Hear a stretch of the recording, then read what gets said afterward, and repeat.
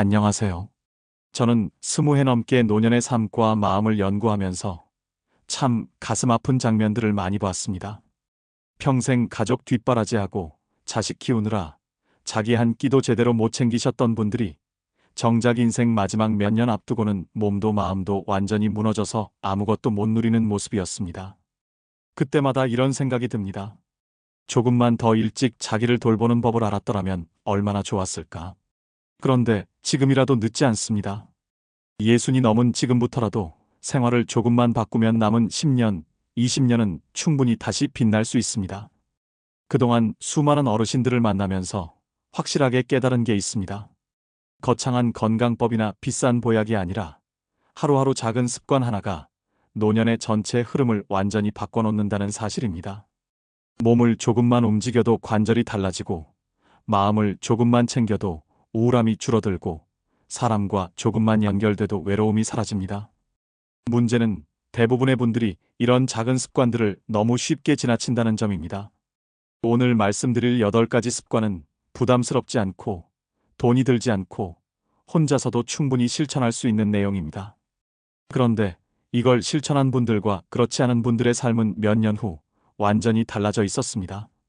잘못된 생활은 노년을 지치게 만들고, 올바른 자기 돌봄은 남은 시간을 훨씬 밝고 편안하게 만들어줍니다. 이 차이를 끝까지 들으셔야 합니다. 여러분은 요즘 어떤 부분에서 가장 지치고 계신가요? 몸인가요? 마음인가요? 아니면 외로움인가요? 댓글로 한 줄만 남겨주시면 제가 천천히 읽어보겠습니다. 몇 해 전 제 상담실에 한 어르신이 찾아오셨습니다. 80 가까이 드신 분이었는데 얼굴에 피곤함이 가득하셨어요.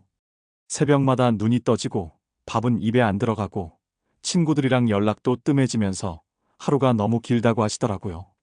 그래서 생활을 자세히 들여다봤습니다.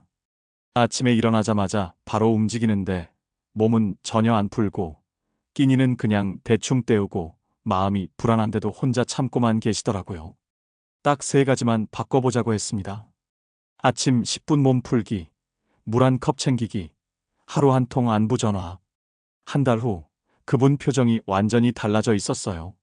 잠도 깊어지고 기운도 생기고 사람들이랑 이야기 나누는 시간이 늘면서 하루가 덜 외롭다고 하시더군요. 사실 이분만 그런 게 아니었습니다. 그동안 만난 어르신들 대부분이 비슷했어요. 처음엔 다들 나이 탓으로 돌리는데 막상 생활 패턴만 조금 바꾸면 몇 주 만에 달라지더라고요. 그때 깨닫는 겁니다. 문제는 나이가 아니라 매일 반복하는 그 패턴이었구나. 왜 모를까요?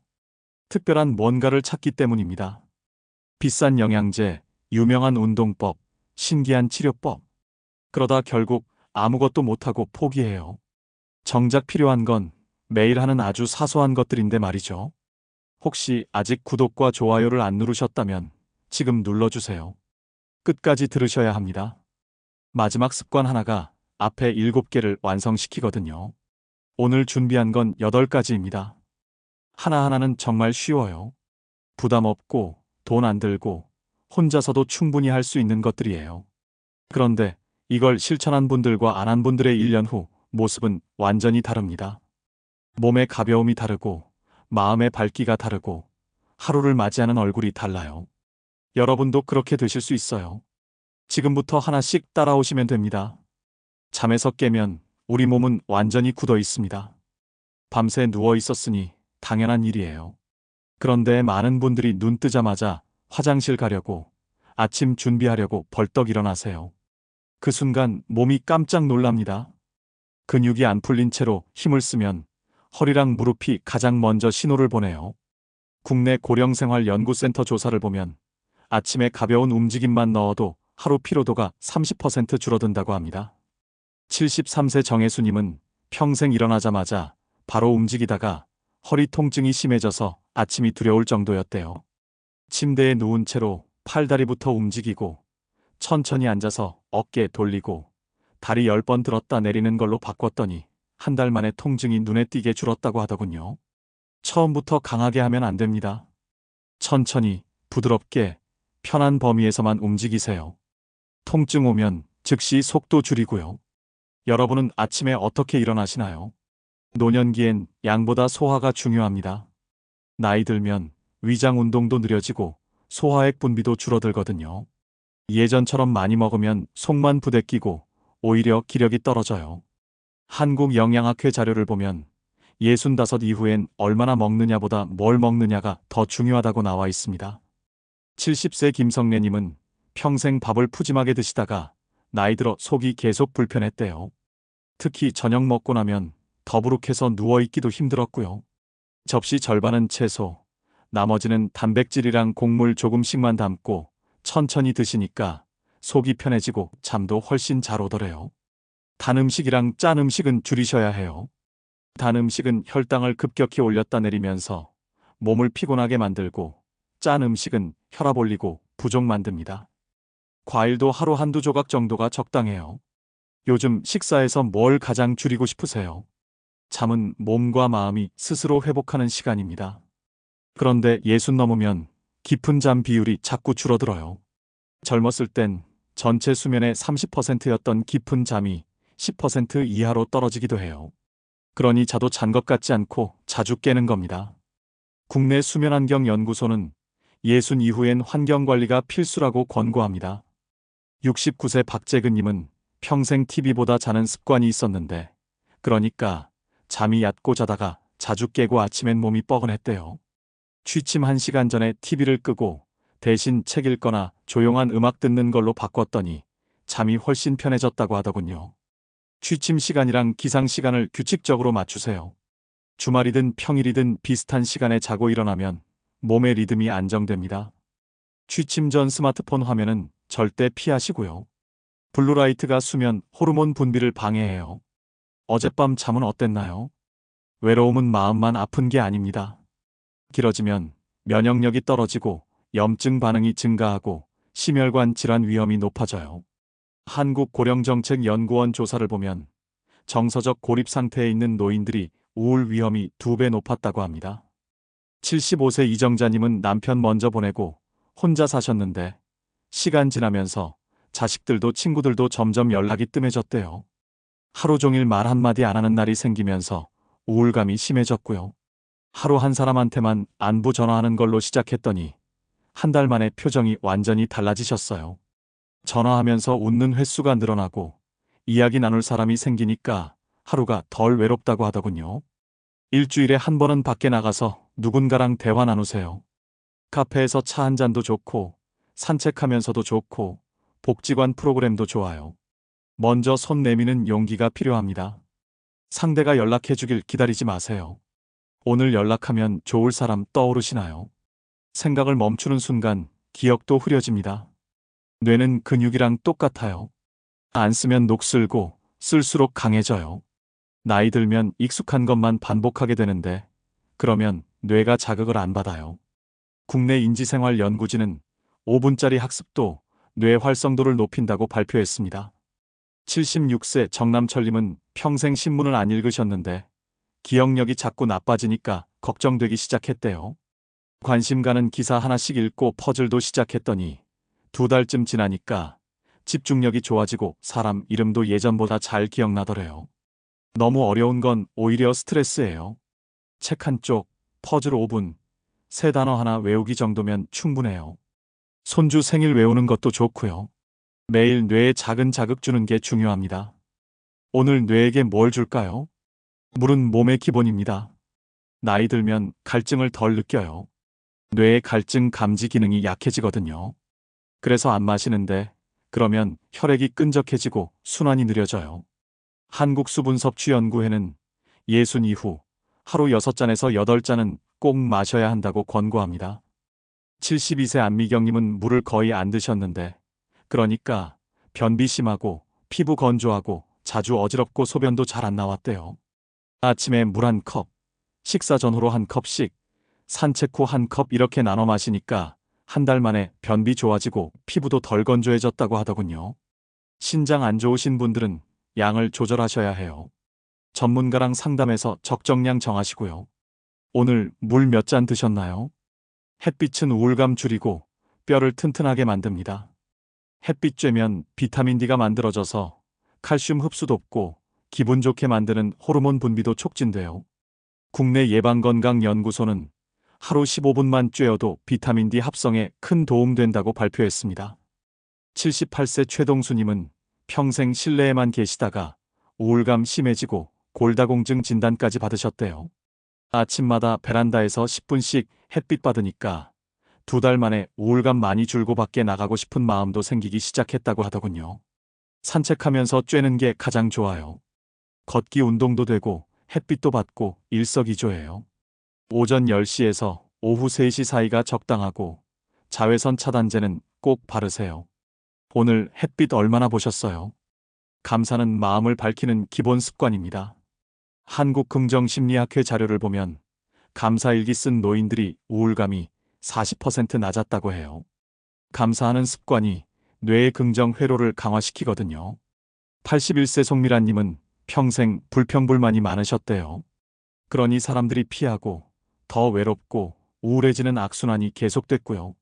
자기 전에 고마운 일 3가지만 떠올리는 걸로 시작했더니 한 달 후 불평 횟수가 줄고 긍정적인 말이 늘면서 사람들이 다시 찾아오기 시작했대요. 억지로 쓸 필요 없어요. 오늘 날씨 좋았던 것, 밥 맛있었던 것, 누가 웃어준 것, 이런 작은 것들도 다 감사해요. 매일 하루 돌아보면서 고마운 것 찾는 게 중요해요. 오늘 가장 고마운 일은 뭐였나요? 이제 이 8가지를 일상에 어떻게 녹일 수 있는지 좀 더 구체적인 방법들을 확장 본론에서 말씀드리겠습니다. 느리게 사는 하루가 불안과 짜증을 줄여줍니다. 해야 할 일 많다고 마음부터 서두르면 오히려 피로만 커져요. 우리 몸은 이제 젊었을 때처럼 빠르게 반응 못해요. 그걸 억지로 맞추려다 결국 지치는 겁니다. 아침 5분만 호흡하면서 천천히 시작해보세요.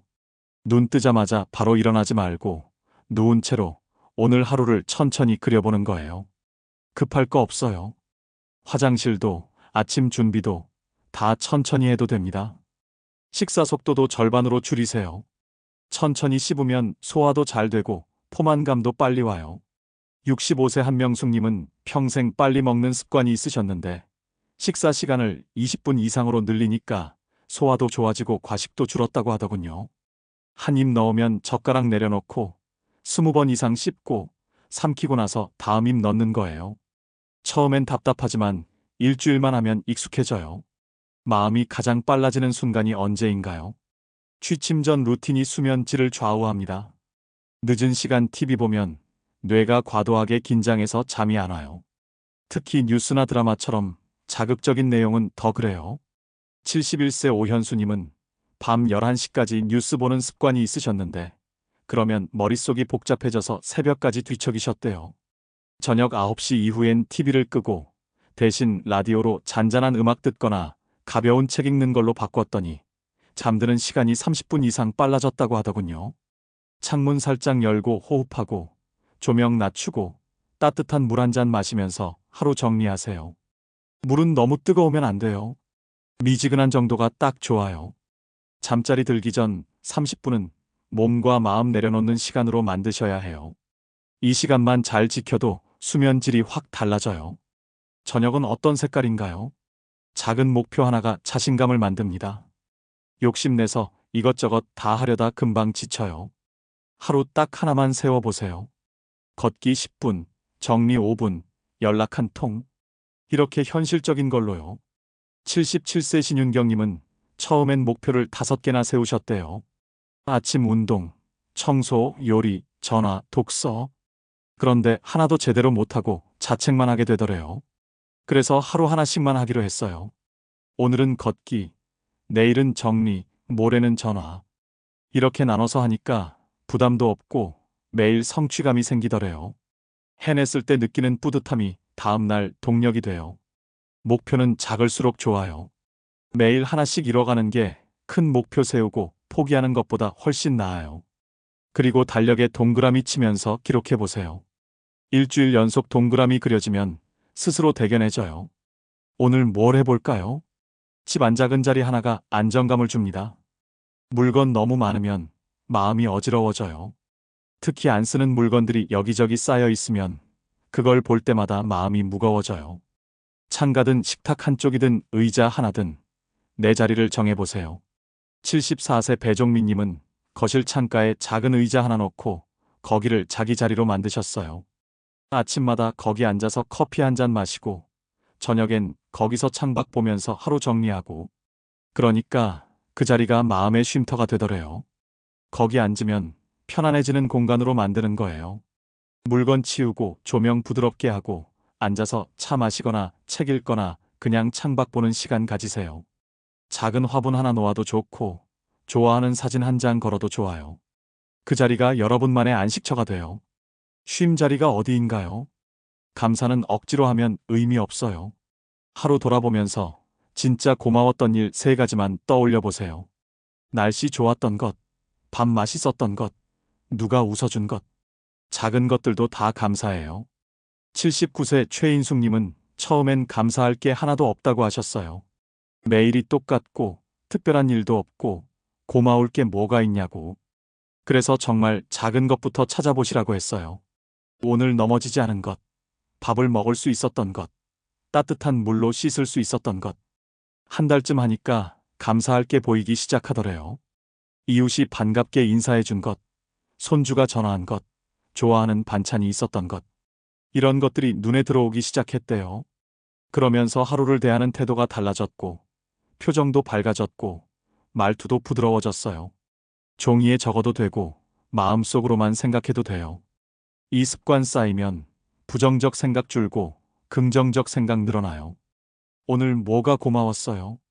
통증 있으면 참지 마세요. 바로 대처해야 해요.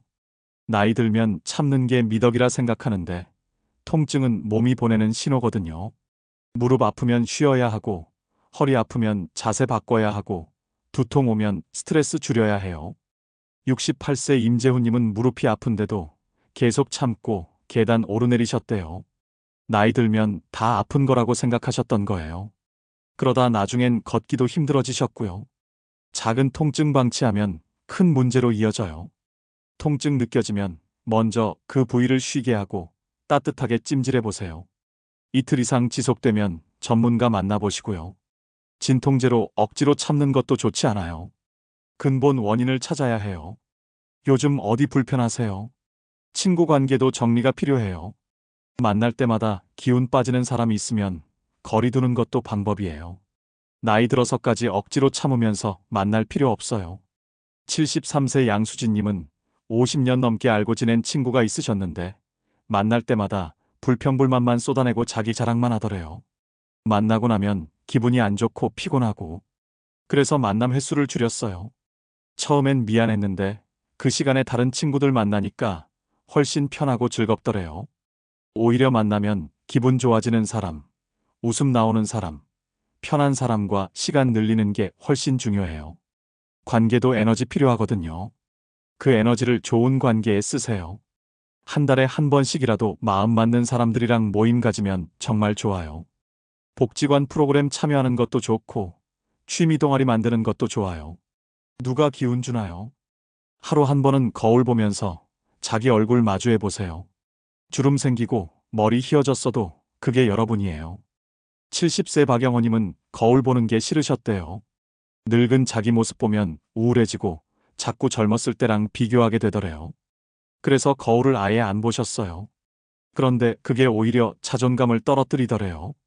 자기 모습을 받아들이지 못하니까 자신감도 없어지고요. 그 얼굴에 대고 수고했다고, 오늘도 잘했다고 말해보세요.